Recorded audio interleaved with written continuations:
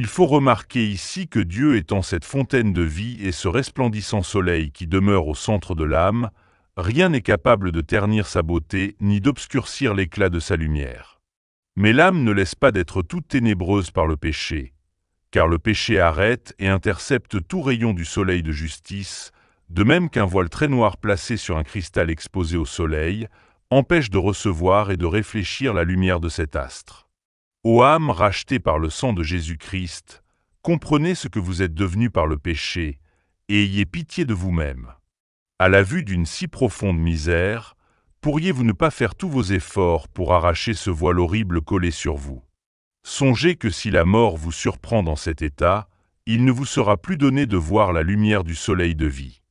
Oh Jesus! Quel spectacle que de voir une âme séparée de cette lumière! Que sont devenues les demeures auparavant si belles du château, quel trouble s'est emparé des sens qui font là leur séjour. Quant aux puissances de l'âme qui étaient préposées à l'administration et au gouvernement de ce château intérieur, qui pourraient peindre leur aveuglement et leur désordre. Enfin, le sol où l'arbre est planté étant le démon même, quel fruit cet arbre peut-il produire? Un homme de Dieu me disait un jour que quelque chose que fit celui qui est en péché mortel, il ne s'en étonnait pas, mais bien de ce qu'il n'en faisait pas davantage. Daigne le Seigneur, par sa miséricorde, nous délivrer d'un si grand mal. Il n'est rien dans cette vie qui mérite ce nom, si ce n'est le péché, puisqu'il traîne à sa suite des maux dont l'éternité ne doit point voir la fin. C'est là, mes filles, la seule chose que nous devons craindre et dont nous devons demander à Dieu, dans nos oraisons, de nous préserver. Car si le Seigneur ne garde la cité, c'est en vain que nous travaillerions à la garder, n'étant par nous-mêmes que faiblesse et n'ayant point cette personne à qui notre Seigneur avait montré ce qu'est une âme en état de péché mortel, disait qu'elle avait retiré un double avantage de cette vision. D'abord, elle en conçut une très vive crainte d'offenser Dieu, en sorte qu'elle le conjurait sans cesse de la préserver d'une chute qui entraînait des maux si terribles. En second lieu, c'était pour elle un miroir d'humilité, où elle découvrait que tout le bien que nous faisons découle, non de nous comme de son principe, mais de cette fontaine où est planté l'arbre de nos âmes, et de ce soleil, dont la chaleur féconde nos œuvres. Cette vérité, ajoutait-elle, était si vivement empreinte dans son âme, que, lorsqu'elle faisait ou voyait faire à un autre quelque bonne action, elle la rapportait aussitôt à Dieu comme à son principe, connaissant clairement que nous ne pouvons rien sans son secours. De là venait que, par un élan subit, elle s'élevait vers Dieu pour le bénir et le louer de toute espèce de bien, et que, s'oubliant elle-même dans ce qu'elle faisait pour son service, elle était uniquement occupée de lui. Ô mes sœurs, qu'il serait utilement employé le temps que nous aurions mis, vous à lire ces pages sur les effets du péché, et moi à les écrire, si nous en retirions les deux grands avantages que je viens de signaler. Sans doute les savants saisissent d'un coup d'œil ces vérités, mais l'esprit des femmes, qui ne va pas si loin, a besoin qu'on l'aide en toute manière. C'est peut-être dans ce but que notre Seigneur m'inspire les comparaisons dont je me sers. Daigne ce bon maître me faire la grâce de vous communiquer ce qu'il me donne de lumière. Il est très difficile, quand on doit parler de choses intérieures, de le faire avec clarté. Et, comme à cette difficulté se joint chez moi une profonde ignorance, je dirai forcément bien des choses superflues, étrangères même à mon sujet, avant d'en dire une qui soit juste. De faut qu'on ait de la patience pour me lire. Il ne m'en a pas peu fallu à moi pour écrire ce que je ne savais pas. Car il m'est assez souvent arrivé de prendre la plume sans ombre de pensée dans la tête, ne sachant ni ce que je devais dire, ni par où commencer.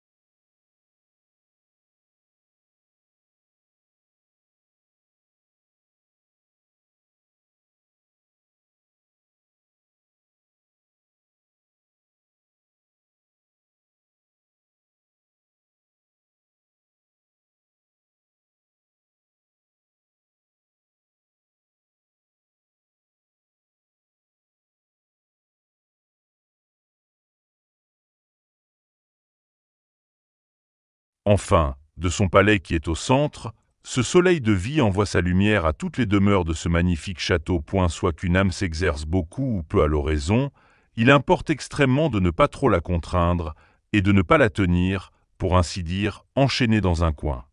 Qu'on laisse cette âme, à qui Dieu a donné une dignité si grande, parcourir librement les différentes demeures de ce château, depuis les plus basses jusqu'aux plus hautes.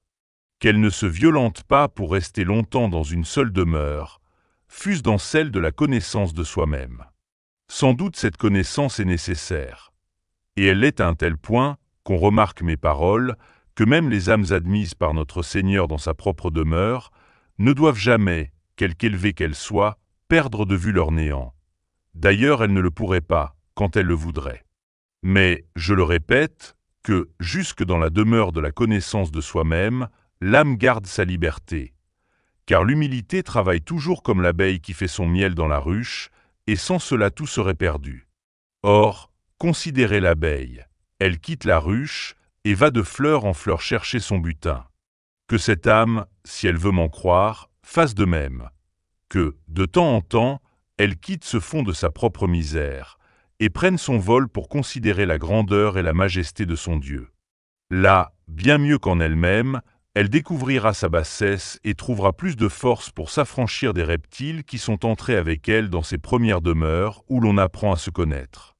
Quelque salutaire qu'il soit à l'âme de s'élever de temps en temps, comme je viens de le dire, à la considération des grandeurs de Dieu, il faut qu'en cela même elle évite l'excès, et qu'elle ne prétende pas se tenir toujours à cette hauteur, sans jamais descendre à la considération de son néant. Mais, à mon avis, nous croîtrions bien plus en vertu en contemplant les perfections divines, qu'en tenant les yeux de l'âme fortement attachés sur ce vil limon d'où nous tirons notre origine. Je ne sais, mes filles, si je me suis bien expliqué, mais cette connaissance de soi-même est si importante, que je ne voudrais vous voir jamais négligente sur ce point, à quelque degré d'oraison que vous soyez parvenus. Car, tant que nous sommes sur cette terre d'exil, rien ne nous est plus nécessaire que l'humilité. C'est ce qui m'oblige à vous redire que nous ne saurions mieux faire que de commencer par nous efforcer d'entrer dans cette première demeure de la connaissance de nous-mêmes, sans vouloir d'abord prendre notre vol vers les autres. Elle est d'ailleurs le chemin qui y conduit. Et quel besoin avons-nous d'elle pour voler, lorsque nous pouvons aller par un chemin facile et très sûr? Tâchons donc plutôt, mes sœurs, d'y marcher à grands pas. Le meilleur moyen, à mon avis, d'acquérir une parfaite connaissance de nous-mêmes est de nous appliquer à bien connaître Dieu. Sa grandeur nous fera voir notre bassesse, sa pureté, nos souillures, et son humilité nous montrera combien nous sommes loin d'être humbles.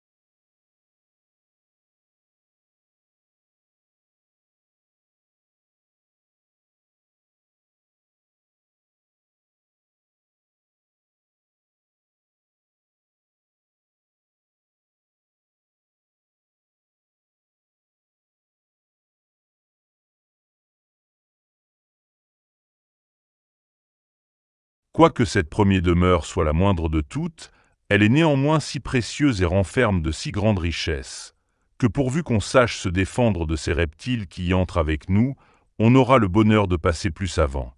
Mais, il faut en convenir, le démon se sert de terribles artifices et de ruses bien subtiles pour empêcher les âmes de se connaître, et pour les détourner du véritable chemin qu'elles doivent suivre. La connaissance expérimentale que j'ai de cette première demeure fait que je puis en parler à bonnes enseignes, comme on dit. Ne vous imaginez pas, mes filles, qu'elle ne renferme qu'un petit nombre des appartements. Il y en a au contraire une infinité, attendu que les âmes y entrent de 1000 manières, et toutes avec une bonne intention. Mais le démon, qui médite sans cesse leur ruine, a mis sans doute dans chacune de ses premières demeures plusieurs légions de mauvais anges pour leur disputer l'entrée des autres. Et comme ces âmes ne s'aperçoivent pas de cette guerre, ils se servent de 1000 artifices pour les tromper. Dans les demeures plus voisines du palais du roi, l'on a moins à craindre de ses ennemis cachés. Ce qui fait que dans les premières les âmes sont plus exposées, c'est qu'elles sont encore pleines de l'amour du monde, engagées dans ses plaisirs, passionnées pour ses honneurs et ses prétentions. Les sens et les puissances, qui sont les vassaux que Dieu leur a donnés pour les défendre, faiblissent dans le combat, et ces âmes sont facilement vaincues. Il ne suffit point aux âmes qui sont dans cet état d'avoir un sincère désir de ne point offenser Dieu et de s'exercer aux bonnes œuvres, il faut qu'elles aient un fréquent recours à notre Seigneur, et que, prenant sa bénite mère pour avocate et les saints pour protecteurs, elle les conjure de les défendre contre un ennemi auquel elles ne sauraient résister toutes seules. Au reste, en quelque état que nous soyons, la force pour vaincre doit nous venir de Dieu. Et je le prie, au nom de sa miséricorde, de ne pas nous la refuser point, ô mes filles, que cette vie est pleine de misère. Comme j'ai montré au long, dans un autre écrit, combien il nous est désavantageux de ne pas bien comprendre ce qui regarde l'humilité et la connaissance de nous-mêmes, je n'en dirai pas davantage ici, quoiqu'il n'y ait rien qui nous soit plus nécessaire. Seulement, je prie le Seigneur que ce que j'en ai dit soit de quelque utilité pour vos âmes. Vous devez remarquer que ces premières demeures sont peu éclairées de la lumière qui sort du palais de ce grand roi. Sans être obscures et noires comme quand l'âme est en état de péché mortel, il y règne cependant je ne sais quelle obscurité. Ces couleuvres, ces vipères, et tant d'autres reptiles venimeux qui s'y sont glissés avec l'âme, l'empêchent d'en considérer la lumière. On est comme une personne qui entrerait dans une salle fort éclairée des rayons du soleil, mais qui aurait les yeux tellement couverts de boue qu'elle pourrait à peine les ouvrir. Ces demeures sont donc fort claires, et si l'âme ne peut jouir de cet éclat, il faut uniquement l'attribuer à ces bêtes ennemies qui l'empêchent de voir autre chose qu'elle. Telle doit être, ce me semble, la disposition d'une âme qui, sans entrer en mauvais état, est encore toute préoccupée du soin des affaires du monde et de ce qui regarde la fortune et les honneurs. En vain elle voudrait rentrer en elle-même et contempler sa beauté intérieure, elle en est empêchée par ces déplorables attachements dont il semble qu'elle ne puisse se dégager.